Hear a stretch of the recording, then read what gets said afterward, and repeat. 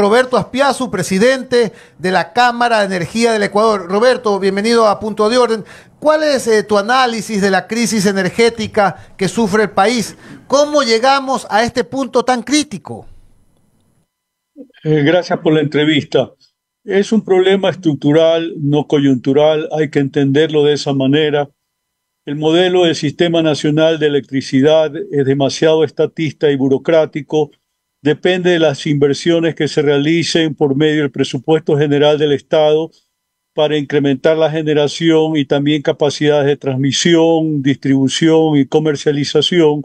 Y finalmente, por las dificultades fiscales, esas inversiones no se han realizado con oportunidad.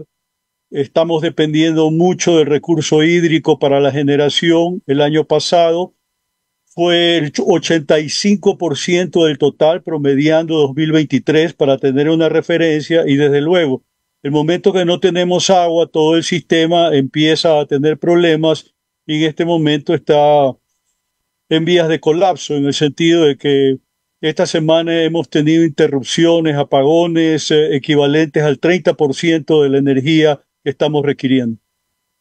¿Qué tal? Buenos días, ¿cómo está? Un gusto como siempre tenerlo aquí y poder conversar sobre estos temas que cada vez y cuando vuelven a la palestra porque son recurrentes y, como usted dice, son estructurales. Este país está mal armado realmente y ese es el gran problema.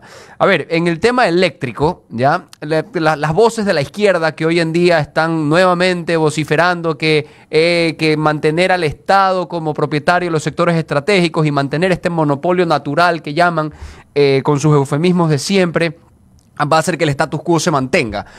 Y ellos dicen, no está prohibida la inversión privada. Si usted se fija ahí, hay una palabrita que dice, por excepcionalidad, el Estado podrá permitir que el sector privado ingrese. Que en la experiencia que usted ha tenido en los últimos, pues la Constitución que tiene, 15 años, en los últimos 15 años, ¿cuándo se ha utilizado esa excepcionalidad? Y si es que esa excepcionalidad depende realmente de un funcionario que esté ahí sentado y que diga, ¿sabe qué? Ahorita sí se me ocurre a mí que es excepcionalidad, por tanto le voy a permitir invertir. Y la pregunta es, ¿qué inversionista extranjero va a venir a tener que hablar con un burócrata para que le permita, a un comité, que me imagino que arman comités, para todo arman comités, que le diga, ya sabes que por excepción te voy a dar este contrato de generación, por ejemplo, de energía geotérmica o lo que sea, que ya vamos a hablar sobre eso después, pero ¿qué es lo que tiene que pasar? Yo creo que hay que avanzar a un modelo de transición distinto al actual, en el cual se abra un espacio para efectos de que los privados, generadores y eventualmente consumidores puedan transar libremente la oferta y la demanda y avanzar hacia una fijación de precios distinta a la tarifa regulada que tenemos, que finalmente genera distorsiones, de acuerdo al propio cálculo que realiza la ARCONEL, la Agencia de Regulación y Control de Electricidad. El promedio de costo para 2024 en cuanto a la tarifa es de 9 centavos de dólar el kilovatio hora, pero el costo, de acuerdo al mismo documento, es de 15.1 centavos el kilovatio hora. Es decir, eso equivale a un subsidio de 1.540 millones de dólares al año. Y la pregunta es, ¿está en disposición el presupuesto general del Estado de asumir semejante déficit? Porque ahí se incluye en la tarifa el costo de amortización de la infraestructura de red, porque desde luego hay que continuar pagando las inversiones realizadas, por ejemplo, en el proyecto Coca-Cola Sinclair, en el propio Paute, por señalar los ejemplos más paradigmáticos. Pero tenemos que movernos en esa dirección. Yo creo que eso es absolutamente clave. La normativa está evolucionando de tal manera que se está comenzando a abrir espacios para que haya más generación privada. La ley antiapagones de enero del presente año ha abierto la posibilidad de que la inversión privada se realice no solamente en el segmento de generación como estaba antes, sino además en transmisión, comercialización, distribución y alumbrado público. Y desde luego esta reforma tiene que irse afianzando, pero los tiempos en este momento se tornan muy cortos porque no vamos a encontrar una solución a los apagones tan rápido, porque incluso adquirir unidades de generación eléctrica, termoeléctrica en particular, barcazas alquiladas o unidades en tierra firme. Desde luego es un proceso que toma cierto tiempo y la energía la estamos requiriendo en este momento. Colombia nos viene asistiendo con cantidades variables, pero depende de sus propias demandas y desde luego ellos tienen el mismo problema que nosotros tenemos. Así que ese es un poco análisis en líneas gruesas. Roberto, buenos días. Tú aquí advertiste, sentado aquí, cuando hiciste alguna entrevista presencial en enero, no más allá de febrero, me parece que fue en enero, de que había una inversión privada de $500.000 en generación de energía que estaba estancada en la burocracia, que ahí la tenían en análisis, en los cajones de los burócratas. Estamos hablando ya de 7, 8 meses atrás y casi que puedo apostar de que no ha avanzado nada de eso, pero me gustaría que tú lo confirmes porque como presidente de la Cámara de Energía del Ecuador debes darle más seguimiento a este tema. Pero también quiero aprovechar la oportunidad, Roberto, para preguntarte lo siguiente. Ahora te toca a ti ser presidente de la Cámara de Energía en un momento crítico de la energía, en donde estamos pidiendo justamente una participación del sector privado, que se faciliten las normas jurídicas para que el sector privado pueda entrar agresivamente a este sector vital de la convivencia nacional. Pero tú fuiste presidente también de la Asociación de Proveedores de Servicios de Telefonía Celular hace casi 20 años, cuando también el sector de la telecomunicación era considerado un sector estratégico y monopolizado por el Estado y se pudo romper eso.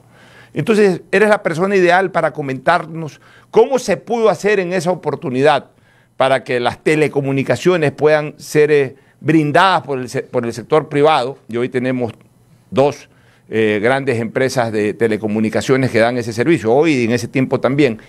Y ¿cómo podríamos eso analogarlo ahora al sector eléctrico para que se replique, para que así como en algún momento se rompió esto de sector estratégico, las telecomunicaciones, ahora se rompa esto de sector estratégico, la energía eléctrica y pueda entrar el sector privado como entró en el otro campo?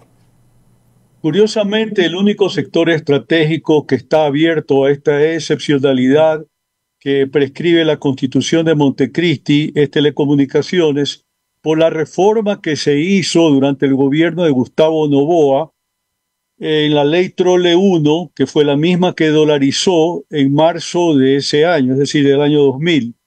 Y desde entonces las telecomunicaciones poco a poco fueron formulando una normativa legal y secundaria, dígase reglamentaria, para ir afianzando un mercado en libre competencia. Entonces, tú estás mencionando telefonía móvil a los dos actores privados, que son Claro y Movistar, habría que agregar CNT, es decir, tenemos hoy por hoy un mercado en libre competencia, pero también habría que destacar que esa misma competencia se da en otro segmento clave, como puede ser el Internet o la televisión pagada, y desde luego eso finalmente beneficia a los usuarios. Hoy por hoy uno no escucha a la gente que se esté quejando por el costo de la telecomunicación, de la voz o de los datos o del Internet, en fin. Eso en última instancia es un sistema que está funcionando y de alguna manera tendría que replicarse en otros sectores porque estamos hablando en este momento de electricidad, pero la situación de los apagones también se viene dando en el sector eléctrico, sino que ahí pues desde luego como que el tema no tiene tanta exposición frente al hecho de que los apagones nos incomodan en el hogar, más allá que ocasionan un grave perjuicio a las actividades industriales y comerciales, de manera tal de que eso por un lado. En lo que tiene que ver con los proyectos que han sido licitados y adjudicados a empresas privadas, en lo que tiene que ver con proyectos de energías renovables no convencionales, el problema básicamente es que un primer paquete de 800 megavatios segmentado en dos, uno primero de 300 que fue adjudicado en diciembre de 2020 y uno segundo durante el año pasado en las postrimerías del gobierno del expresidente Guillermo Lasso, pues eran proyectos que ya deberían estar de una manera u otra construyéndose, pero eso no sucede, ni siquiera con los primeros. Y esto básicamente porque hay demoras relacionadas a la suscripción de los contratos de inversión y igualmente lo que tiene que ver con el informe de sostenibilidad fiscal del Ministerio de Economía y Finanzas, que muchas veces Uno piensa que esos son trámites expeditos, pero pueden tomar muchos meses, de manera tal de que ahí hay una inversión represada que equivale a $1.000 millones, repito, para generar 800 megavatios a través de proyectos fotovoltaicos, eólicos e igualmente de hidroelectricidad. Y desde luego, pues esto no arranca y está pendiente también hacer una nueva licitación para otro paquete de 1.000 megavatios de energías renovables no convencionales. Esto no va a estar disponible para esta crisis de los apagones que vamos a tener entre el presente y marzo del próximo año nominalmente, porque son proyectos que en su construcción demandan entre año y medio, 2 años, pero Ecuador tiene que ir pensando en el cambio de su matriz energética y ese es un desafío no de corto sino de mediano plazo y tenemos que ir en esa dirección. Así que por ahí algunos elementos de juicio. Roberto, buenos días. Rodrigo Campos lo saluda. Un gusto conversar nuevamente con usted y tenerlo aquí en el programa. Los apagones tienen un promedio de 11 horas, de los cuales al menos la mitad son dentro de jornadas laborales. El sector, ayer en Ecuavisa pasaron unos datos, el sector productivo pierde 96 millones de dólares diarios y solo en septiembre se estima que hemos perdido alrededor de 288 millones de dólares. Está usted hablando del mediano y largo plazo y estoy de acuerdo, tenemos que hacer un cambio en la matriz energética del país, pero ¿qué soluciones inmediatas pudieran implementarse para mitigar el impacto en la industria y en el comercio? Yo creo que frente a la presente crisis hay que procurar que lo que tiene que ver con los cortes se afecte lo menos posible al sector comercial e industrial en función de horarios.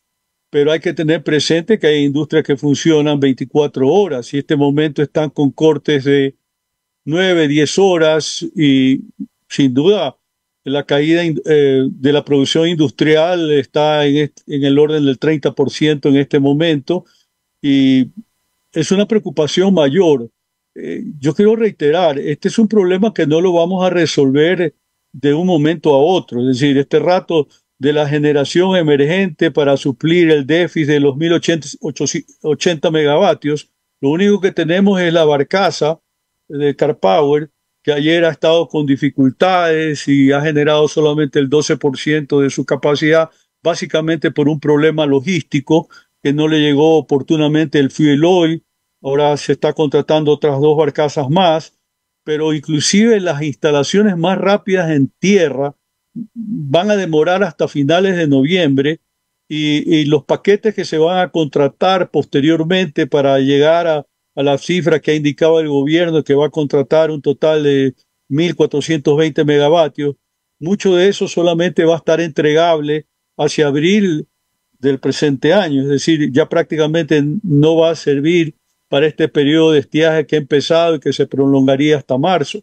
Más allá que hay que tener presente una dificultad grave, que es que no solamente Ecuador está demandando unidades de generación térmica, sino que hay otros países de la región, Brasil, Argentina, Bolivia, Colombia, que están con una emergencia semejante y por supuesto demandando también energía adicional, de manera tal de que hay muchos equipos que uno piensa que están disponibles, pero finalmente no lo están.